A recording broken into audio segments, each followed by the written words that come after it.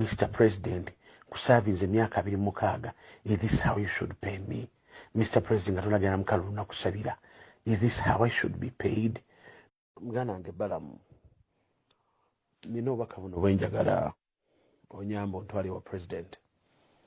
Ennaku entono ziyise nayimirizibwa awantu nasangibwa awantu kukwata supermarket erugo eyo nensinkana abaami baali babiri. Owokusatu nayimira nga wali ebbali naŋŋamba nti bagala kundaba ne mbabuuza mwe baane nga sibategeera. Yaŋŋamba twagala okukola ekintu kino bw'onookikola kijja kuyamba. Ekisooka emisango gino gigenda kuvaako gyonna n'egikuteekebwako kati gijja kuvaako. Kisango kibaŋŋamba ekyokubiri ne baŋŋamba gamba nti wakwata ssente n'ozitwala wa general wangenda nkuzijja wa Siraaji ng'akasiimo kumwebaza. Ne ŋŋamba sisobola kukola ekyo kubanga mujja kuba mpaayiriza, ate bwe kinaazuuka nti mpaayiriza kijja kuba kibe.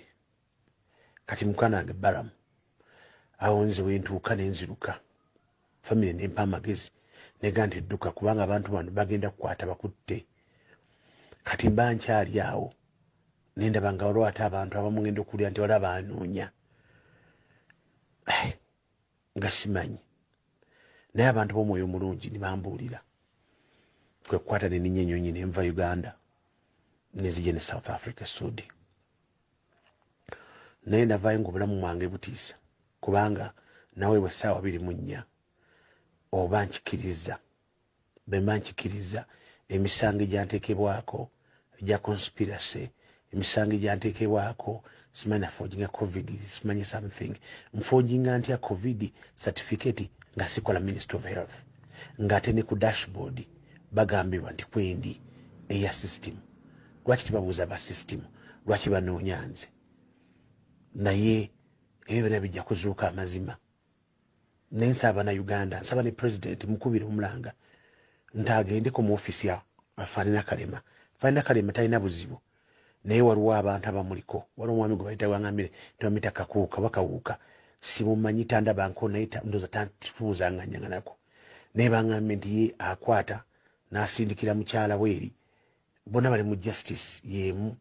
You can imagine omwami akwata n'asindikira oli n'agamusala omusango. Kati bena babiŋŋambye olwo ne babimbunyumiza abaami bali ne baŋŋamba ng'omanyi nti Kawuka mukyala we deputy wa DPP. Ne mugamba simumanyi mukyala we. N'agamba kati kazi kankubuulireko, mwami Kawuka bw'amala okukwata era yakuteekako ebisango bino yalagira bakwate, simanyi bayi consultant bakukwate. Bamala agamba mukyala we n'amukubira essimu n'anga nti fayiro eyo giteeke mangu mu kkooti olwo process n'etandika. Ebyo bye bindiko ssebo. I don't know what to do. I'm not scared. I'm strong in Jesus' name. Naye Mr. President nkukabira, Mr. PPS mbakabira, there is selective justice.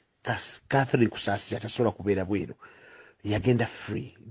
Kisanja ona yona misankambya n'abalala bo baabata tebabuuza na kubabuuza. Naye nze ndi mu buzibu. Why do you want to sacrifice me as a lamb?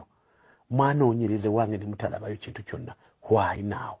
Mr. President, kuservinze emyaka 26, is this how you should pay me? Mr. President, atulagana mukalu na kusabira. Is this how I should be paid? Nina obulumi tabamu bakozesa office ya Franklin Kalema nga Franklin Kalema tamanyi nti bakozesa office ye. There is selective justice against me. I call upon the president. Nsaba president Fandesale banyambe banzijeko ekintu kino. I don't want to be nina bingi besagala kwogera. Mr. President, twayogera n'ongamba njogere ne night. I have not got a chance. Abantu bano bamanya nti nayogera ne night kubanga bambuuza night ogenda kumugamba ki. Bambulya tebyokugamba night ninga siwa kubikola. Nensaba buyambi